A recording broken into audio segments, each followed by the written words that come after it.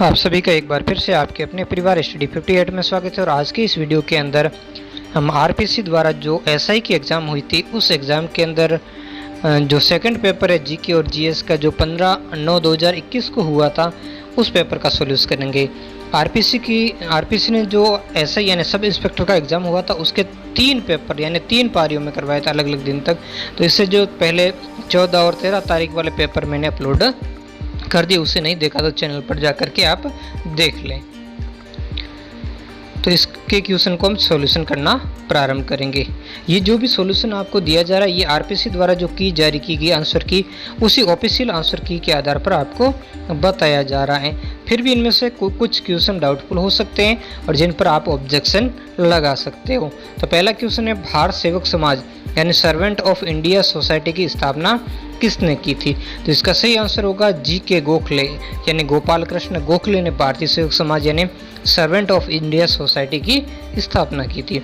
अगला दूसरा क्वेश्चन है, हैदराबाद रियासत का भारतीय संघ में विलय पूछा, माह एवं वर्ष दोनों। तो हैदराबाद जो रियासत थी उसका भारत में विलय कब हुआ था ये आपको बता दें। ये हुआ था नवंबर 1948 को। कब हुआ था? नवंबर 1948 को हुआ था। अगला हम देखेंगे तीसरा प्रश्न, मैरियाना खाई निम्न में से किस महासागर में स्थित है? मैरियाना खाई पूछा है और यहाँ पर ध्यान देना कि प्रशांत महासागर भी, पश्चिमी प्रशांत महासागर दिया और पूर्वी प्रशांत महासागर दिया। जब प्रशांत महासागर दिया हो तो हम आंसर फट से सही कर लेते हैं, लेकिन पश्चिम में है कि पूर्व में, तो यहाँ पर इसका सही आंसर होगा ऑप्शन संख्या 2 यानी पश्चिमी प्रशांत महासागर के अंदर मैरियाना खाई अवस्थित है। कौन से में? पश्चिमी प्रशांत महासागर में। अगला हम देखेंगे, जैव ऑक्सीजन मांग निम्नलिखित में से किसके लिए एक मानक मापदंड है? तो मानक मापदंड किसके लिए है? तो इसका ऑप्शन संख्या 3 सही होगा, जलीय पारिस्थितिकी तंत्रों में प्रदूषण जांचने के लिए। किसका? जैव ऑक्सीजन की जो मांग है वो जलीय पारिस्थितिकी तंत्रों में प्रदूषण जो है उस प्रदूषण को जांचने के लिए एक मानक मांग है। अगला हम पांचवा प्रश्न देखेंगे, भारत छोड़ो आंदोलन के समय किसने करो या मरो का नारा दिया? तो बिल्कुल ही बेसिक सा प्रश्न है, महात्मा गांधी ने दिया था।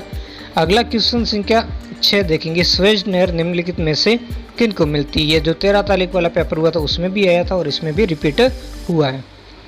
तो छठे का जो सही आंसर होगा और भूमध्य सागर और लाल सागर को जोड़ने का कार्य करती है। क्वेश्चन संख्या 7वां है कि विश्व में टंगस्टन का सर्वाधिक उत्पादन करने वाला देश कौन सा है? टंगस्टन जो एक धातु है उस धातु का सबसे ज्यादा उत्पादन करने वाला देश कौन सा है? तो चीन होगा इस। तो क्वेश्चन संख्या 7 का ऑप्शन संख्या 2 राइट हो जाएगा। अगला देखेंगे क्वेश्चन संख्या 8, रुद्रप्रयाग किन नदियों के संगम पर स्थित है? कौन सा पूछा है यहाँ पर? रुद्रप्रयाग। तो रुद्रप्रयाग किन नदियों के संगम पर है? तो ये 2 नदियाँ, एक का नाम है मंदाकिनी और दूसरे का नाम है अलकनंदा। तो इन 2 नदियों के जो संगम पर रुद्रप्रयाग स्थित है। अगला हम देखेंगे क्वेश्चन संख्या 9। क्वेश्चन संख्या 9, पूसा सिंधु गंगा किस फसल की एक किस्म है? तो ये कौन से की है? गेहूं की है। पौसा सिंधु गंगा नागर गेहूं की एक क्या है? किस्म है। अगला हम देखेंगे, जैव विविधता निम्नलिखित में से किन माध्यमों द्वारा मानव अस्तित्व का आधार बनी हुई है? कौन से माध्यम है जिनके द्वारा ये क्या है? मानव अस्तित्व का आधार बनी हुई है। अगर ये नहीं हो तो मानव का कोई अस्तित्व ही नहीं रहेगा। मृदा निर्माण तो बिल्कुल सही है, मृदा अपरदन की रोकथाम तो ये भी सही है, अपशिष्ट का पुनर्चक्र करना बिल्कुल सही है और फसलों के परागण करने में तो ये सभी इसकी क्या है? ऑप्शन सही है। तो इसका ऑप्शन संख्या क्या होगा? 4 राइट होगा। अगला हम देखेंगे, इसमें भी सम्मिलित करने वाला प्रश्न है। एक तरफ जो एल्यूमिनियम कंपनियों के नाम दिए गए और दूसरी तरफ उनकी अवस्थिति दी गई कि वो कहाँ पर स्थित है। तो जैसे हम देखते हैं बालको, तो बालको कोरबा के अंदर स्थित है। कहाँ पर स्थित है? बालको कोरबा के अंदर। और जबकि हिंडाल्को, तो हिंडाल्को कहाँ पर स्थित है? तो हिंडाल्को आपकी स्थित है, ये हो जाएगा रेणुकूट में। और जबकि अगली कौन सी है? इंडियन एल्यूमिनियम कंपनी, तो ये है आपकी हीराकुंड में। और फिर आपकी रहेगी नालको, तो नालको कहाँ पर है? कोरपुट में। तो ये ऑप्शन किस में मिल रहे? तो 11वें का ऑप्शन संख्या 2 राइट होगा। कौन सा होगा? 2 राइट होगा। 2 4 1 3। अगला देखेंगे ग्रीन मफलर संबंधित है, तो ग्रीन मफलर किससे संबंधित है, तो इसका जो सही आंसर होगा वो है ध्वनि प्रदूषण से। तो ग्रीन मफलर जो है वो किससे, ध्वनि प्रदूषण से संबंधित है। अगला जो हम क्वेश्चन देखेंगे, राजस्थान में 56 का जो मैदान है वो कहाँ स्थित है, तो माही नदी के बेसिन में स्थित है। जो 56 ग्रामों का और 56 नदी नालों का वहाँ पर क्या है, समूह है। अगला इसमें भी सम्मिलित करने वाला फिर से एक तरफ यूरेनियम केंद्र है और दूसरी तरफ क्या दिए गए, राज्य दिए गए। तो यहाँ पर दोमिया सियात, तो दोमिया सियात आपके मेघालय में है। अगला है लंबापुर, तो लंबापुर आपके आंध्र प्रदेश में है। लंबापुर आप समझ लेना, आंध्र प्रदेश बहुत लंबा है ना, ऐसे तटवर्ती क्षेत्र में काफ़ी लंबा फैला हुआ है, तो लंबापुर आंध्र प्रदेश के अंदर है। जबकि रोहिली, रोहिली आपके कहाँ है, राजस्थान में। और जबकि गोगी, गोगी कहाँ पर है, ये कर्नाटक में। तो इसमें मेरा ऑप्शन संख्या 1 राइट होगा 14वें का। अगला क्वेश्चन देखेंगे, क्वेश्चन संख्या 15 क्वेश्चन कह रहा है निम्न में से किस शहर को ग्रेनाइट सिटी के नाम से, तो ये जालोर जो जिला है उस जालोर जिले को या जालोर शहर को ग्रेनाइट सिटी के नाम से जाना जाता है।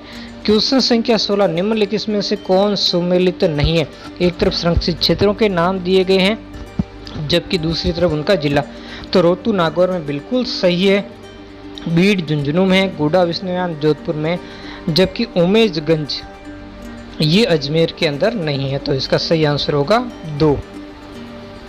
अगला क्वेश्चन देखेंगे 2001 से 2011 के दशक में राजस्थान के किस जिले की जनसंख्या वृद्धि दर न्यूनतम रही थी, तो इसका 17वें का भी ऑप्शन संख्या 2 होगा, गंगानगर की न्यूनतम रही थी।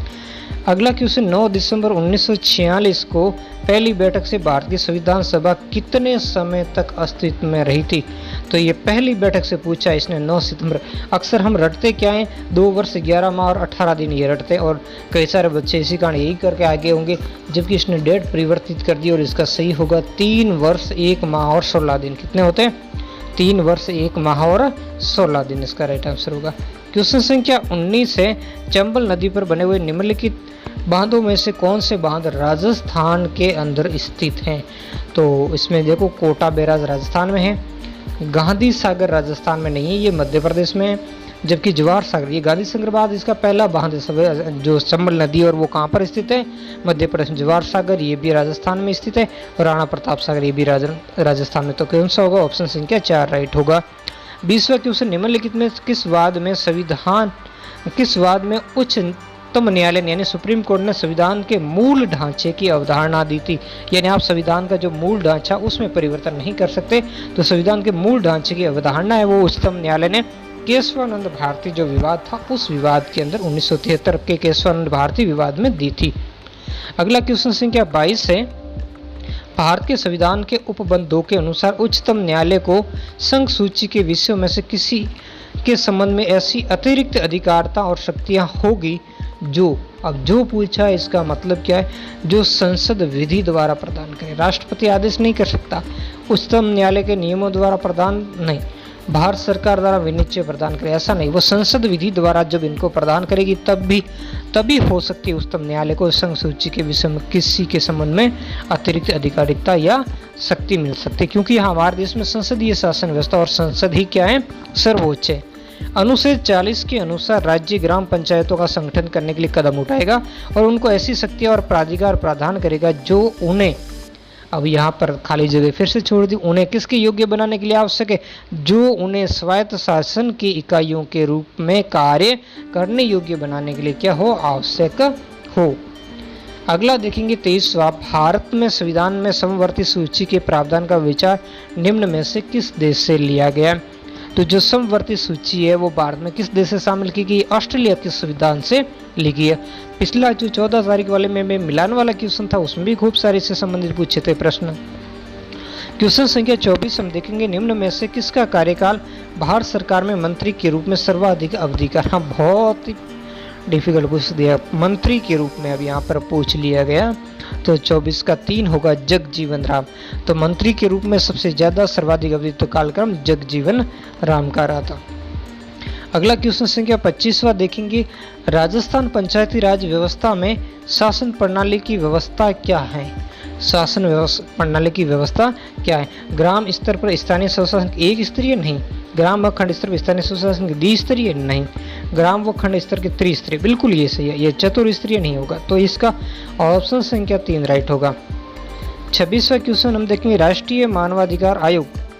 अब आयोग क्या करता है, देखो, पीड़ित व्यक्ति की याचिका प्राप्त होने पर मानवीय अधिकारों के हनन की शिकायत पर जांच कर सकता है, स्वतः नहीं। ठीक है, तो अब ऐसा तो नहीं है, उस खुद से भी तो कर सकता है ना, तो ये गलत हो जाएगा। अगला क्या, इसने मानवाधिकार के हनन का कोई मामला अगर किसी अदालत में लंबित है तो उसमें किसी भी हालत में हस्तक्षेप करने का इसको अधिकार है। तो ऑप्शन संख्या 4 यानी दोनों ही कथन गलत हैं। जबकि 27वां क्वेश्चन कह रहा है, निम्नलिखित में से कौन सा समूह भारत के संविधान में उल्लिखित मूल कर्तव्यों के तहत प्राकृतिक पर्यावरण के अंतर्गत शामिल है। तो बिल्कुल यहाँ से लाइन उठा दी गई है इसने कि क्या है, तो झील, नदी, पर्वत और वन्य जीव, या फिर झील, वन, झील। अब देखो वन तो होगा ही, अब वन नहीं है तो ये तो बाहर ही हो जाएगा, ठीक है ना। फिर हम देखते हैं कि अब इसमें पर्वत शब्द और आ गया, तो पर्वत किसमें, इसमें और इसमें, ऊपर वाले में, तीनों में पर्वत शब्द आ गया। जबकि पर्वत की बात नहीं होती उसमें, वहाँ उसमें बात है ऑप्शन संख्या 2 वन की हो रही है, झील की, नदी की और वन्य जीव की, ठीक है। तो ये प्राकृतिक पर्यावरण के अंदर शामिल कौन, वन, झील, नदी और वन्य जीव शामिल है। अगला 28वां क्वेश्चन है, निम्नलिखित में से कौन सा राज्य विधानसभा के साधारण निर्वाचन की अधिसूचना जारी करता है। तो कौन करता है विधानसभा की, तो आपको बिल्कुल सा इसका ख्याल आ जाना चाहिए, राज्यपाल करता है। राज्यपाल ही विधानसभा के साधारण निर्वाचन की क्या करता है, अधिसूचना जारी करता है। अगला दूसरा देखेंगे, हाल ही में राज्य सरकार ने महिला भ्रूण हत्याओं को रोकने के उद्देश्य से मुखबिर योजना यानी इन्फॉर्मल स्कीम के तहत प्रोत्साहन राशि कितनी दी गई। प्रोत्साहन राशि बढ़ाई गई, तो बढ़ी हुई प्रोत्साहन राशि कितनी है, तो अब है अब 3 लाख रुपए। कितनी है मुखबिर योजना के तहत, किसके लिए, महिला भ्रूण हत्या की जो है, तो उसमें मुखबिर योजना के तहत 3 लाख रुपए की पुरस्कार राशि प्रदान की जाएगी। क्वेश्चन संख्या 30 है, राष्ट्रीय विकास परिषद के विषय में निम्नलिखित कथनों में से कौन सा सही है। आपको पूछा है कौन सा कथन इसमें से सही है, ठीक है ना। तो हम इसको देख लेते हैं 30वें प्रश्न को, ठीक है। तो इसमें से कौन सा सही ये बताना। तो राष्ट्रीय जो विकास परिषद है उसकी अध्यक्षता प्रधानमंत्री द्वारा की जाती है, बिल्कुल सही है। राष्ट्रीय विकास परिषद में संघीय मंत्रिमंडल के सदस्य, सभी राज्यों के मुख्यमंत्री और केंद्र शासित प्रदेशों के प्रशासक शामिल होते हैं, बिल्कुल सही है। राष्ट्रीय विकास परिषद नीति आयोग के, इसमें नीति आयोग के भी सदस्य शामिल होते हैं, तो बिल्कुल सही है, इसमें नीति आयोग के भी सदस्य शामिल होते हैं। और क्या है, इसमें स्वतंत्र प्रभाव वाले राज्य मंत्री भी परिषद में विचार विमर्श की कार्रवाई के लिए आमंत्रित किए जाते हैं, बिल्कुल सही है, सभी सही है। तो इसका होगा ऑप्शन 1, 2, 3, 4 ABCD सभी। तो इसका सही आंसर कौन सा हो जाएगा, ऑप्शन संख्या 4 हो जाएगा। अगला देखेंगे क्वेश्चन संख्या 31वां, निम्नलिखित में से किन जिलों में पुलिस कमिश्नरेट व्यवस्था है। तो कौन से, राजस्थान के अंदर 2 ही जिले जहां पर पुलिस कमिश्नर व्यवस्था, वो भी वो जिले जो जनसंख्या की दृष्टि से पहले और दूसरे स्थान पर है। तो कौन है, जयपुर और जोधपुर, ऑप्शन संख्या 2 राइट होगा।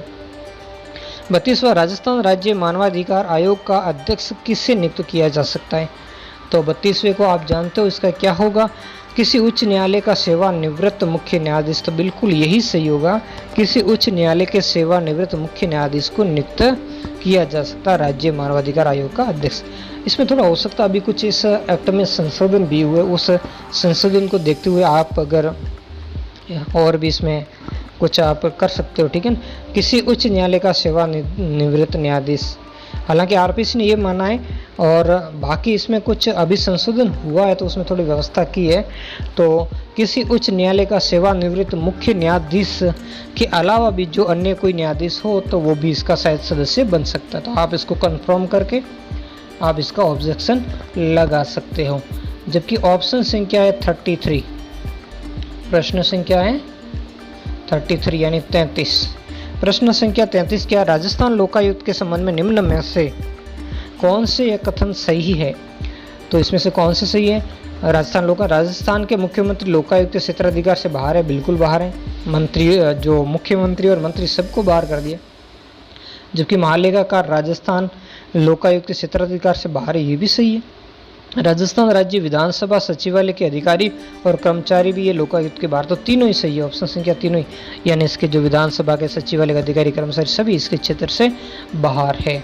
तो यही होता जनता को ठगने के लिए, बस हमने लोकायुक्त बना दिया और इसकी ये सभी इसके दायरे में होंगे। सबसे ज़्यादा जिम्मेदारी तो इनकी होती है और सबसे ज़्यादा जो जनता के पैसे का दुरुपयोग यही लोग करते हैं और इनको ही बाहर कर दिया गया।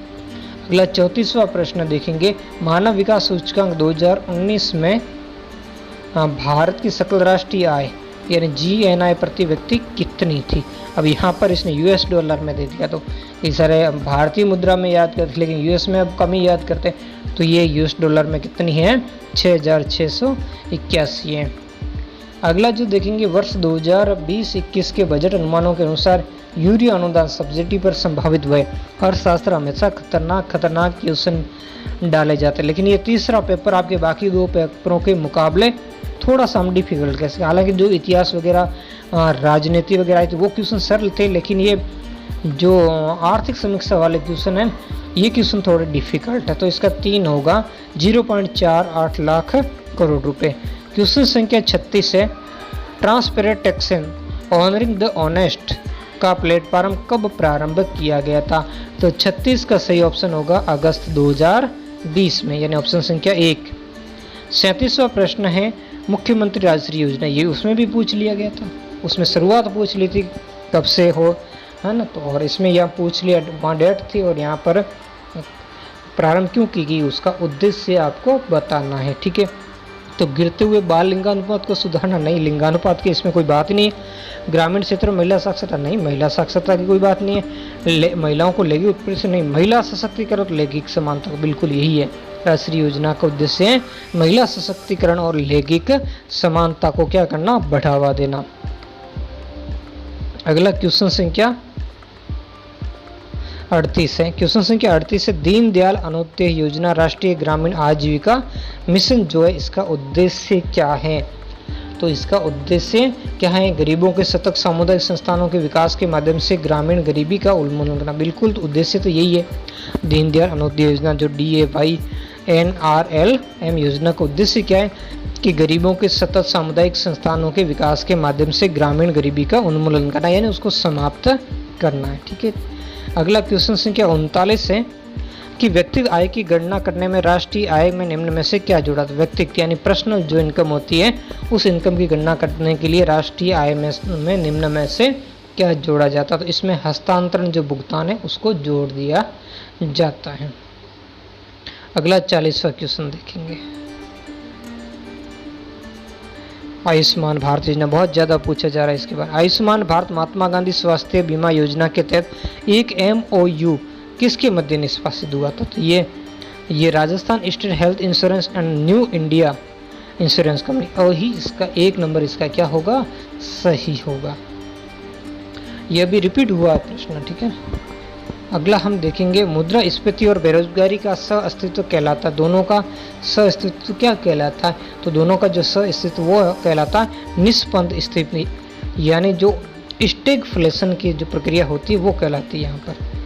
अगला है 42वां क्वेश्चन क्या है कि अग्रिम अनुमानों के अनुसार 2020-21 में स्थिर मूल्य 2011-12 की कीमतों में शुद्ध राज्य घरेलू उत्पाद कितना अनुपातित किया गया है। तो 5.70 लाख करोड़ रुपए। अगला हम देखेंगे क्वेश्चन संख्या 43वां है कि केंद्रीय मंदी या अपस्फीति के अंतराल को दूर करने के लिए इस्तेमाल की जाने वाली विस्तारवादी मौद्रिक नीति का निम्न प्रयोग करता है, कौन प्रयोग करता है। तो 43 का ऑप्शन क्या है, खुले बाजार में सरकारी प्रतिभूतियों की खरीद करता है। तो यही सही है, जब केंद्रीय बैंक मंदी या अपस्फीति की जो अंतराल आता है उसको दूर करने के लिए क्या करता है, खुले बाजार में जो सरकारी प्रतिभूतियों की क्या करता है, खरीद करता है। ठीक है, अगला हम देखते हैं क्वेश्चन संख्या 44। राजस्थान में सेवा क्षेत्र के निम्नलिखित में से किस उप क्षेत्र में वर्तमान कीमतों पर 2020-21 का सकल राज्य मूल्य वर्धन सबसे अधिक रहा है, ये पूछा। तो 44 का आपका हो जाएगा ऑप्शन संख्या 2, व्यापार होटल और रेस्टोरेंट। किसका है, व्यापार होटल और रेस्टोरेंट, इनका सबसे अधिक रहा है सकल राज्य मूल्यवर्धन। अगला है आर्थिक समीक्षा 2020-21 के अनुसार वर्ष 2015-16 में राजस्थान में जोतों का आकार कितना था? तो राजस्थान में जोतों का आकार पूछा है तो ये 2.73 हेक्टर था। कितना था? 2.73 हेक्टर था। अगला क्वेश्चन संख्या 44-46 से निम्नलिखित में से कौन से जिले पेट्रोलियम उत्पादन करने वाले बीकानेर नागौर बेसिन के अंदर शामिल है? तो इसमें बीकानेर नागौर बेसिन में बीकानेर है, नागौर है, श्रीगंगानगर, हनुमानगढ़ और चूरू शामिल है। अब इसमें बाड़मेर है तो बाड़मेर का बाड़मेर सांचौर बेसिन है और ये हाड़ौती वाला अलग ही बेसिन है। ठीक है ना। अब यहाँ पर 47वां क्वेश्चन, राजस्थान में इंदिरा महिला शक्ति योजना कब प्रारंभ की गई थी? राजस्थान इंदिरा महिला शक्ति निधि योजना है जो वो कब शुरू की गई थी? तो ये 18 दिसंबर 2019 को शुरू की गई थी। अगला हम देखेंगे 48वां क्वेश्चन, एक विद्युत फ्यूज तार की क्या विशेषताएं होनी चाहिए? एक विद्युत फ्यूज तार की विशेषता क्या होनी चाहिए? निम्न गलनांक होना चाहिए, यानी गर्म होने पर गले नहीं, और उस विशिष्ट प्रतिरोध उसके अंदर होना चाहिए। ठीक है। अगला क्वेश्चन संख्या 49 है, सर्वाधिक सामान्य रूप में काम आने वाला अर्धचालक पदार्थ कौन सा? तो अर्धचालक कौन है? सिलिकॉन। सिलिकॉन जो सर्वाधिक सामान्य रूप में काम में आने वाला अर्धचालक पदार्थ है। क्वेश्चन संख्या 50 है, रक्षा अनुसंधान यानी विकास संगठन यानी DRDO द्वारा विकसित की गई प्रतिकिरण प्रक्षेपास्त्र यानी एंटी रेडिएशन मिसाइल जिसका 9 अक्टूबर 2020 को सुखोई 30 फाइटर एयरक्राफ्ट से सफल परीक्षण किया गया था, ये ए सही होगा, रुद्रम 1। कौन होगा? रुद्रम फर्स्ट। इसके क्या होगा आंसर सही? रुद्रम फर्स्ट नामक जो है मिसाइल है वो इससे संबंधित है। अगला हम 51 से के क्वेश्चन देखेंगे, निम्न में से कौन सा एक प्रत्यक्ष कर का उदाहरण नहीं है? बाकी सब प्रत्यक्ष जो क्या है प्रत्यक्ष कर, लेकिन एक है वो अप्रत्यक्ष कर है। तो इसमें जीएसटी सही होगा। ये जीएसटी क्या है? प्रत्यक्ष कर नहीं है।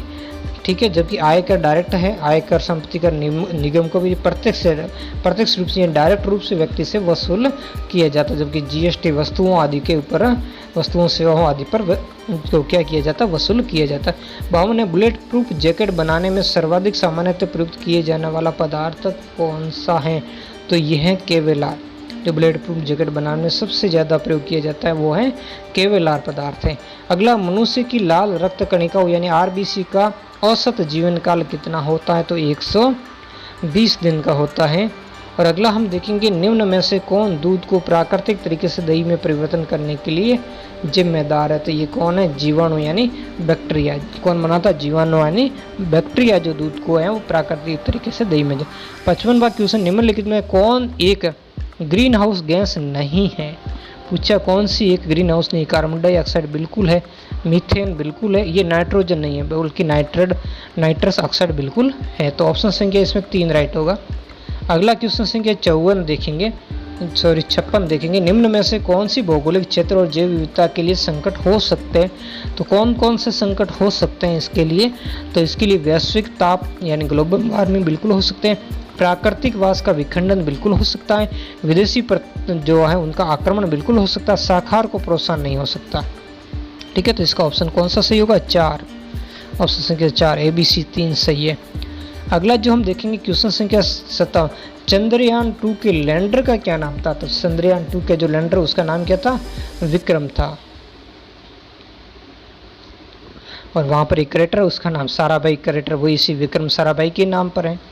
अगला 58वां हो गया कि भारतीय कोविड-19 वैक्सीन को कोविशील्ड और कोवैक्सीन को संग्रहित करने के लिए आवश्यक तापमान क्या है? तो इसका जो 58वां क्वेश्चन है इसका ऑप्शन संख्या 3 राइट होगा। 2 से 8 डिग्री सेल्सियस पर रखा जाता है। जो भारत की जो कोविड-19 वैक्सीन और कोविशील्ड या कोवैक्सीन को संग्रहित करने के लिए कितना तापमान होना चाहिए? 2 से 8 डिग्री सेल्सियस होना चाहिए। ठीक है। अगला क्वेश्चन संख्या 59 है, राजस्थान की कामधेनु डेयरी योजना 2021 के संबंध में से कौन सा कथन सही है? ये आपको कहना कौन सा सही है।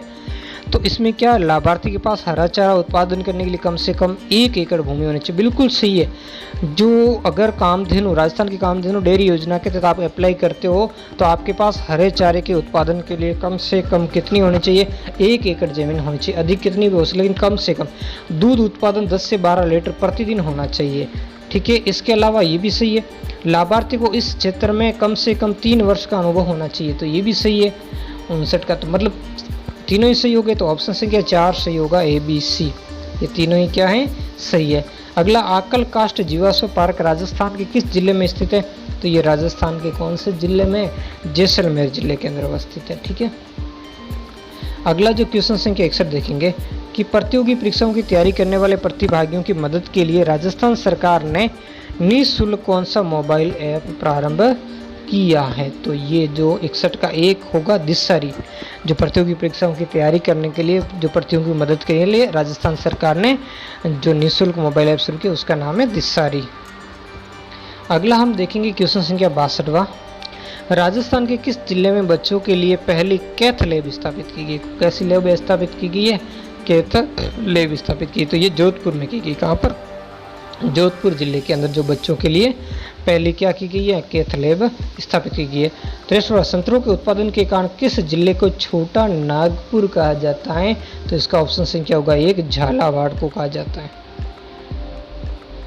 अगला क्वेश्चन संख्या 64 है कि एक ऊर्ड भाषा में प्लांट को इस तरीके से लिखा जाता है, तो उसी भाषा में जो टोयोटा को कैसे लिखा जाएगा? अगर इनके आप आंसर चाहते हो तो कमेंट करके बताओ, मैं इसके लिए अलग से वीडियो अपलोड कर दूंगा। मैं सही आंसर बताऊंगा। इसका ऑप्शन संख्या 2 सही है।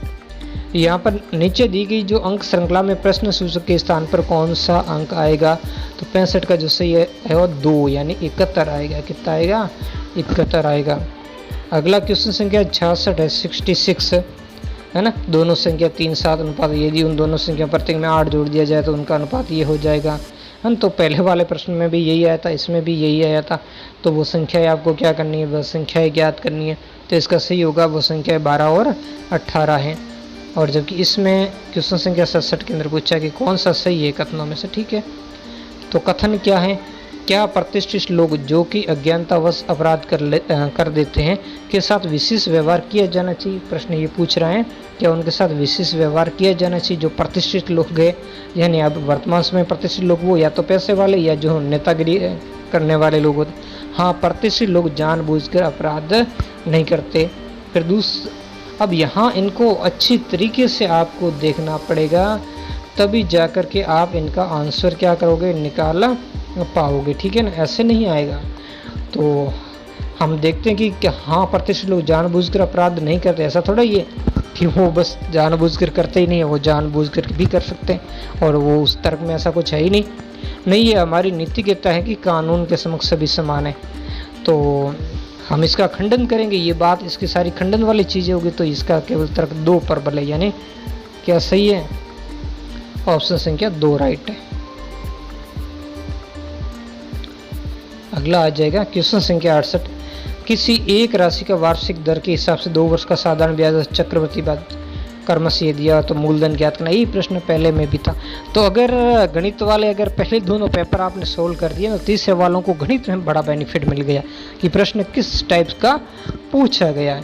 हमेशा जो प्रथम एग्जाम होती है वो मारा जाता है, और इसी कारण इस जो अलग अलग चरणों में परीक्षा होती है ना, उसमें से प्रथम चरण वालों को बड़ा नुकसान उठाना पड़ता है, उससे कम बच्चे सेलेक्ट होते हैं और बाकी को फिर बाद में पैटर्न समझ में आ जाता है कि क्या पूछा जाना। और विशेषकर गणित में तो और भी ज़्यादा। तो 69 में पूछा है कि पाई चार्ट दिया गया है और इसमें अलग अलग नाम दिया। अगर किसी शहर में कुल, इसने कहा कि वयस्क 60 जा रहे हैं तो कितने लोग बेरोजगार हैं? अब बेरोजगारों की संख्या पूछी है, तो इस पूरे सर्कल का 360 है। तो 360 में से जो बेरोजगार का क्या होता है ये घटा लेना है। तो बेरोजगार का 5वां नंबर है, ठीक है ना। तो 5वां कितना है? 18% है ना। तो आपको इसमें क्या कर लेना है? 18/360 इंटू 60,000 करके फिर आप निकाल लोगे। तो इसका उत्तर हो क्या हो जाएगा? वो आपके सामने आ जाएगा, ठीक है ना। अब मैं निकालना तो यहाँ आपको बता दूँ, जैसे 0 से 0 कट गया, 18 का एक बार, 18 दूना 36, इसमें गया 3 बार, ठीक है ना। तो अब इसका ऑप्शन क्या आ जाएगा? पीछे यहाँ पर कितने के 0 रह गए, है ना, 3 ही रह गए ना। तो यहाँ पर 3000 इसका सही आ जाएगा। तो 69 का सही आंसर भी क्या होगा? 3 होगा, ठीक है ना। ऐसे निकाल सकते हो आप। जैसे एक विद्यार्थी को उत्तीर्ण होने के लिए 35% अंक प्राप्त करते, उसने 660 अंक प्राप्त किए तो 50 अंकों से अनुत्तीर्ण हो गया, तो कुल पूर्णांक कितना था? तो इसका भी 2 सही होगा, ऑप्शन संख्या। अगला क्वेश्चन, नीचे दी गई श्रृंखला में प्रश्नवाचक चिन्ह की जगह कौन आएगा? तो 71 का आपका सही हो जाएगा, ऑप्शन संख्या 4, यानी क्या आएगा? क्यू आएगा। क्वेश्चन संख्या 72 क्या कह रहा है? 72 में भी कथन और उसके कारण दिए गए वही वाली बात है, ठीक है ना। कथन क्या कह रहा है, एक कमरा फूलों से खूबसूरत दिखता है। अब निष्कर्ष क्या निकलते हैं ये ध्यान रखना, कमरों को सजाने के लिए फूल उगाए जाते हैं, ठीक है। फूलों से क्या खूबसूरत फूल उगाए जाते हैं। बिना फूलों का कमरा क्या लगता है, बदसूरत लगता है। तो देखो यहाँ पर जैसे कमरों को सजाने के लिए कोई फूल नहीं उगाए जाएंगे, ठीक है। यहाँ पर ये बात तो नहीं हो रही ना, वो तो कह रहा था कमरे खूबसूरत लगते हैं, बिना फूलों का कमरा बदसूरत, ऐसा भी इसमें नहीं, उसमें थोड़े का कमरा बदसूरत लगता है, कहा है कि भाई फूल होंगे तो खूबसूरत दिखता है, ठीक है। तो इसका ऑप्शन संख्या 4 होगा, यानी कोई दोनों में से इसका अनुसरण नहीं करता है। अगला फिर से टोक्यो ओलंपिक की ताज़ा तरीन हुआ है। तो जो टोक्यो ओलंपिक है उसका क्या क्वेश्चन पूछ लिया इन्होंने, 2020 में कांस्य पदक के लिए भारतीय पुरुष हॉकी टीम ने किस देश की टीम को हराया था। तो 73 का होगा जर्मनी की टीम को, तीसरा ऑप्शन सही होगा। तो जो कांस्य पदक के लिए भारतीय पुरुष हॉकी टीम है उसने जर्मनी को हराया था। चौथा क्वेश्चन है कि एमलेक्स नामक ऑक्सीजन रासायनिक उपकरण को किस भारतीय प्रौद्योगिकी संस्थान ने हाल ही में क्या किया, इसको विकसित किया। तो ये कौन है, आईआईटी रोपड़ ने किया। ऑप्शन संख्या 1 सही होगा, आईआईटी रोपड़ ने इसको क्या किया, विकसित करने का काम किया। क्वेश्चन संख्या 75 आपके हैं एक कक्षा में, वही फिर गणित, तो इनकी क्या करनी है, विस्तार, यानी इनकी जो रेंज है उस रेंज को आपको क्या करना है, ज्ञात करना। तो इसका सही आंसर होगा 87। अगला जो क्वेश्चन है 76वां के, जुलाई 2021 में आयोजित 7वीं ब्रिक्स श्रम और रोजगार मंत्रियों की जो बैठक की अध्यक्षता है वो अध्यक्षता किसने की थी, तो ये अध्यक्षता भारत ने की थी। अगला क्वेश्चन संख्या 77 है, संयुक्त राष्ट्र सुरक्षा परिषद की बैठक की अध्यक्षता करने वाले प्रथम भारतीय प्रधानमंत्री कौन थे, तो इसका नरेंद्र मोदी। संयुक्त राष्ट्र सुरक्षा परिषद की बैठक की अध्यक्षता करने वाले प्रथम भारतीय प्रधानमंत्री कौन थे, नरेंद्र मोदी, जो अभी भारत को 1 साल के लिए प्राप्त हुई, अभी भारत इसका क्या है, अध्यक्ष है। अगला है 78वां क्वेश्चन। 78वां क्वेश्चन है, टोक्यो ओलंपिक 2020 में भारतीय ओलंपिक दल के आधिकारिक थीम गीत किस संगीतकार या गायक ने गाया था, तो ये मोहित चौहान है। कौन है, मोहित चौहान। क्वेश्चन संख्या 79 है, संयुक्त राष्ट्र महासभा के 76वें सत्र हेतु निर्वाचित अध्यक्ष अब्दुल शाहिद किस देश के हैं। कौन से 76वें सत्र के लिए निर्वाचित अध्यक्ष अब्दुल शाहिद है, जो वो है कौन से देश के, तो ये है मालदीव के। किसके, मालदीव के। अगला क्वेश्चन संख्या 80 पूछा है, किस भारतीय संगठन या संस्थान ने एक नई योजना फास्टर प्रारंभ की। कौन सी योजना प्रारंभ की, फास्टर। तो भारत का जो सर्वोच्च न्यायालय उसने जो नई योजना फास्टर नामक नई योजना प्रारंभ की है।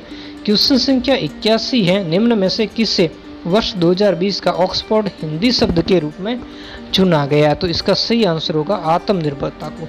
वर्ष 2020 के लिए ऑक्सफोर्ड हिंदी शब्द के लिए किसको चुना गया, आत्मनिर्भरता शब्द को चुना गया। क्वेश्चन संख्या 82 है, भावना जाट राजस्थान के खिलाड़ियों में एक है जिसने टोक्यो ओलंपिक 2020 में भाग लिया था, और ये भावना जाट कहाँ की रहने वाली है, तो भावना जाट आपके राजसमंद की रहने वाली, कहाँ की रहने वाली है, राजसमंद की। क्वेश्चन संख्या 83 है, इसे छोटा कर लेते हैं। राजस्थान के सांसद जिनका नाम है भूपेंद्र यादव को जुलाई 2021 में केंद्रीय मंत्रिमंडल में किन मंत्रालयों का प्रभारी बनाया गया, इनके पास कौन कौन से मंत्रालय, कानून और न्याय नहीं, पर्यावरण वन और जलवायु परिवर्तन बिल्कुल सही है। और अगला हम देखें श्रम और रोजगार मंत्रालय, तो बिल्कुल सही है, इनके पास श्रम और रोजगार मंत्रालय। पर्यटन इनके पास नहीं थे, 2 सही है, तो बी और सी होगा वो इसमें सही होगा। क्वेश्चन संख्या 84 है, राजस्थान मुख्यमंत्री कोरोना बाल कल्याण योजना 2021 के निम्न में से कौन सा सही है। जिन बच्चों के माता पिता की कोरोना बीमार से मृत्यु होगी उन्हें तत्काल सहायता कितने रुपए की, ये तो प्रश्न पिछले वाले और इसमें बिल्कुल रिपीट हुआ है, 1 लाख रुपए की दी जाएगी। कितने, 14 तारीख वाले और इसमें रिपीट हुआ 1 लाख रुपए में। क्वेश्चन संख्या 85, राजस्थान के 13वें लोकायुक्त कौन है, तो यह है न्यायमूर्ति प्रताप कृष्ण लोहरा है। अगला जो क्वेश्चन संख्या 86 है, जुलाई 2021 में शुरू किए गए राष्ट्रीय लॉजिस्टिक उत्कृष्टता पुरस्कारों में कौन सा केंद्रीय मंत्रालय, किस पुरस्कार, राष्ट्रीय लॉजिस्टिक उत्कृष्टता पुरस्कारों से कौन सा केंद्रीय मंत्रालय चुना हुआ, तो व्यापार से संबंधित है, तो वाणिज्य और उद्योग मंत्रालय ही इससे संबंधित होगा। अगला 87, राष्ट्रीय विधि विज्ञान यानी फॉरेंसिक साइंस विश्वविद्यालय किस राज्य के अंदर अवस्थित है, तो ये गुजरात राज्य के अंदर अवस्थित है। अगला क्वेश्चन संख्या है 88 है, 88 क्वेश्चन संख्या है, ठीक है। तो 88 क्वेश्चन संख्या क्या कह रहा है, राजस्थान मुख्यमंत्री किसान मित्र ऊर्जा योजना 2021 के संबंध में कौन सा सही है। तो मिस्टर कृषि उपभोक्ताओं को राज्य सरकार बिजली बिल पर अधिकतम 12,000 रुपये, ठीक है, प्रतिवर्ष, यानी एक साल में 12,000 रुपये देगी, बिल्कुल सही है। इस योजना पर सालाना 600 करोड़, ये गलत है। इस योजना का लाभ मई 2021 से प्रारंभ होगा, बिल्कुल मई 2021 से प्रारंभ होगा। केंद्र और राज्य सरकार के कर्मचारी व आयकर देने वाले इस योजना के तहत कृषि उपभोक्ता अनुदान छूट के पात्र नहीं होगी, ये बिल्कुल सही है। मतलब एसीडी सही होगा। एसीडी किस में सही है, ऑप्शन संख्या 4 में, राइट। तो 88 का ऑप्शन संख्या क्या होगा, 4 सही होगा। अगला है, राजस्थान में 1857 की क्रांति किस स्थान पर प्रारंभ होगी। तो नसीराबाद से, ठीक है, जो कितनी हुई थी, आपके तारीख बता सकते हो, 28 मार्च के। उन महाराणा का क्या नाम था जो केसरी सिंह बारड को चेतावनी सुंगटिया से इस कदर प्रभावित हो गए कि उन्होंने दिल्ली दरबार की अपनी यात्रा रद्द कर दी। तो वो कौन थे, महाराणा फतेह सिंह थे। कौन थे, महाराणा फतेह सिंह थे। अगला देखेंगे हम, अक्टूबर 1857 के विद्रोह के समय कोटा का अंग्रेज पॉलिटिकल एजेंट कौन था, मेजर बर्टन, जो यहाँ पर मारा गया था। अगला हम देखेंगे, जयपुर स्थित हवा महल का निर्माण किसने करवाया था। जयपुर स्थित हवा महल का जो निर्माण है वो किसने करवाया था, सवाई प्रताप सिंह ने। अगला, बणिठनी चित्रकला का क्या नाम है।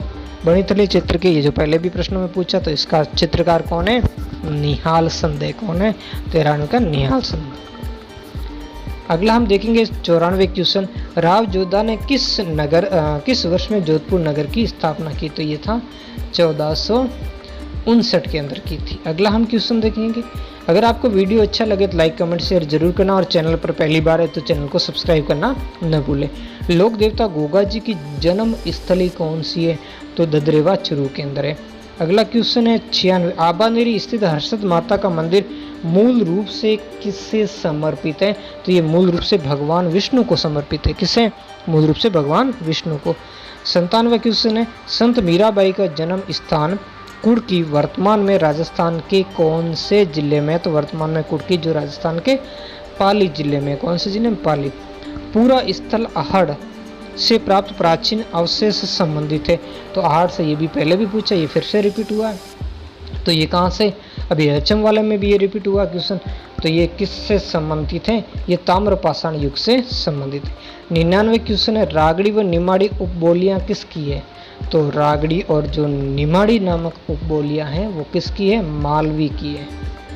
आज का अंतिम क्वेश्चन, राजस्थान में निम्नलिखित में किस स्थान पर तेजा जी की स्मृति में पशु मेला भरता है। तो परबतसर नागौर के अंदर मिलता है। तो आज के वीडियो में इतना ही, मिलते हैं नेक्स्ट वीडियो में नए टॉपिक के साथ। धन्यवाद।